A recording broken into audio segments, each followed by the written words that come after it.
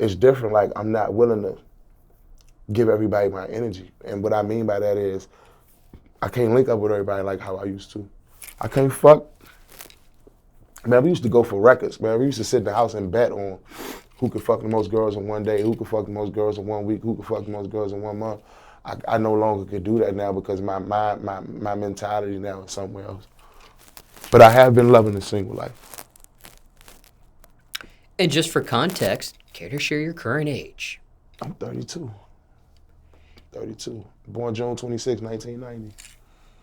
Now, speaking of those records, how many females have you had sex with in a 24-hour period? I believe the most was like, it was either 7 or 9.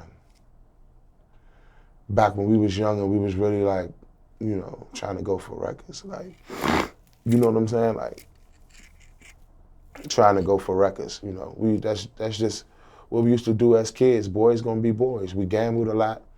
We partaked in selling drugs. We partaked in doing drugs, meaning marijuana, e-pills, shit like that. But man, for a very, very long part of my life, having sex with different girls was basically my main goal every day. You know what I'm saying? I wasn't even trying, like, I'm gonna keep it 100. I was fucking more than I was trying to get money, which is wrong. You know what I'm saying? But like, that's just what we was on. You know what I'm saying? So. Most you had at one time in one session. So for example, there's some people that have threesomes. Yeah, the most I ever had was a foursome at one time. That's me and 3 girls. Yeah. What was that like? Oh man, what was it like? I had just signed my deal with Maybach, and we was in Miami. I'll never forget. When I first got signed to Maybach, I moved to Ross' crib in Miami. So I woke up one morning, the whole house was empty. And that ain't nothing new. Usually they get up and, you know, if Ross got somewhere to be or he'll leave, he ain't gonna wake me up to let me know he leaving. But this time he went to Europe, you know what I'm saying? So when I woke up, I'm like, yo, where niggas at? And he answering his FaceTime, he on the jet. You know, his Wi-Fi on the jet, but it still moved kind of a little bit slow. So he like, yo, I'm on the way to Europe. I'll be back in a few. I'm like, damn, all right. So I hung up. I looked at the TV on the wall. I said, looked behind me. I said, wow, I got all this house to myself. You know what I'm saying? I'm freshly signed to Maybach. I'm from DC. And I need to let these Miami hoes, I need to let these Florida hoes know how I'm living. You know what I'm saying? So I had a stripper broad. I had 2 stripper broads, actually, down in Miami. One of them had a sister. So that made 3, and then the sister brought another friend. It was actually about 6 girls there that night, but 2 of them I didn't fuck. You know what I'm saying? So somehow I had stumbled up. Ross had a bunch of ones left over in the crib. So the bitches came through, they dancing, they stripping in the living room. It's just me and 6 bitches. You feel me? I'm tipping them, I'm tipping them, I'm tipping them. We go out back, they took off all their clothes, they run around Rick Ross' backyard naked, jumping in the pool, playing volleyball, all type of shit. And then I took the 2 main girls that I knew, I took them upstairs. And I took them upstairs and we started doing that thing. And then the third one just walked up there and just knocked on the door and just, she came in the bedroom, walked over there where we was at, touched, did her little thing touching. Then she walked off, got in the shower, got out the shower and got in the bed with us. That was my first foursome. You know what I'm saying? That was my first foursome. And I had it in Rick Ross' house. I felt like that nigga. I was like 21, 22. You feel me? And this was totally spontaneous. The foursome was totally spontaneous. This wasn't planned. Totally spontaneous. What I did was,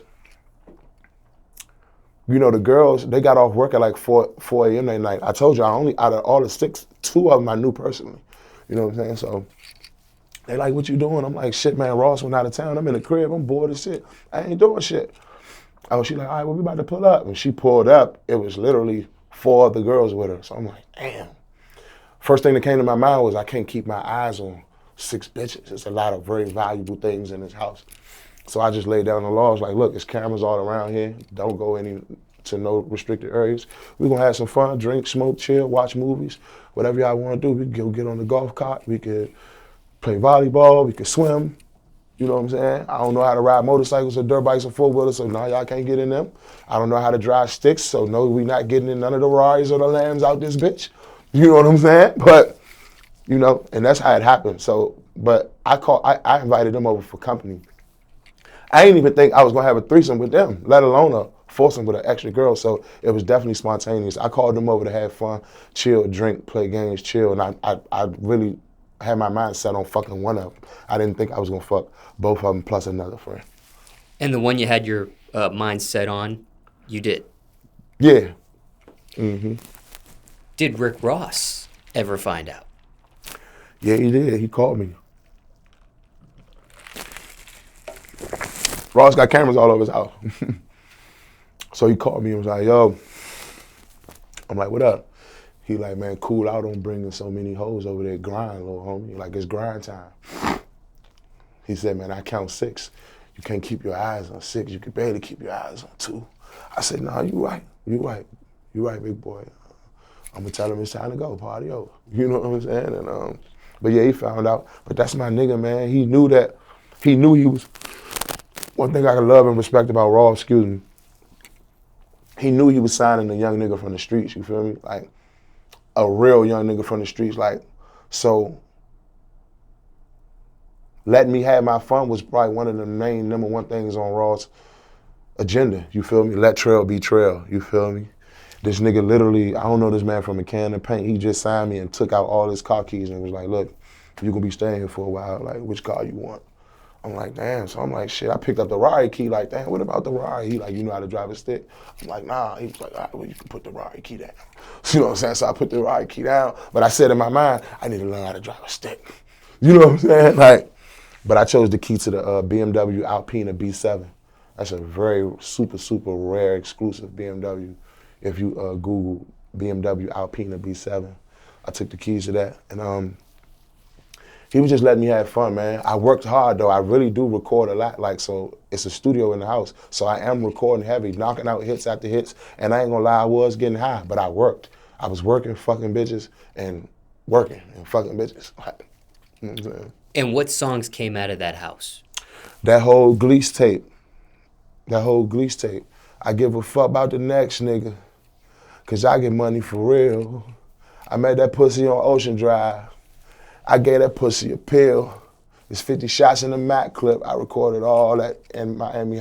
I recorded all that in Miami in Ross' house. That's when I felt like my aura and my mind and how slick I was talking. I just felt me like bossing up, like just by even being around Ross. Like you could tell the way I was talking on them records. Now, a foursome, just to reiterate that topic there, was that a good experience, bad experience, one time, never again, or you'd do that again? I had, outside of that, I had 2 more foursomes. So in my whole entire life, I'm 32, I only had 3 foursomes. Which is fun because that's a wide variety of pussy in your head. You know what I'm saying? Like, can you imagine if you got 4 bitches with some good box and some good top? Like, you know what I'm saying? So I ain't gonna sit here and fake like, oh man, I have foursomes all the time. Like, that's what nah, it ain't that. But the experience to have a foursome, wonderful, man. Like, I tell people all the time, when you think of Fat Trel, please pull out your phone, go to google.com and Google 1513 Benning Road, Northeast, Washington, D.C. Go to the, what's it called, Google Maps or Images? Go to Google Maps, look at my neighborhood.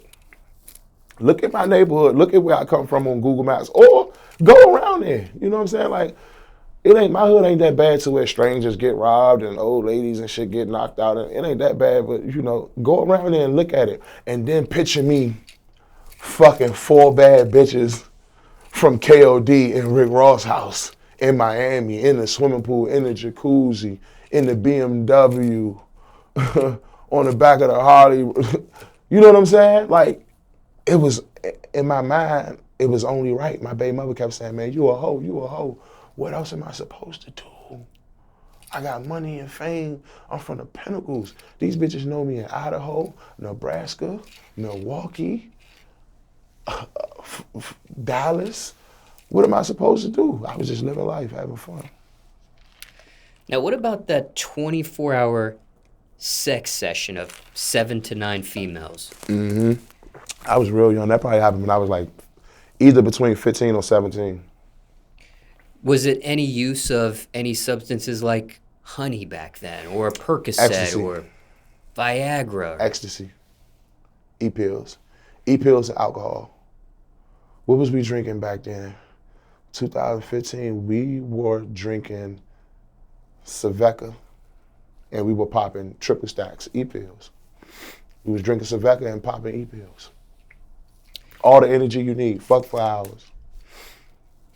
When it came to body count, what's the last number you recollect when you were keeping up with that?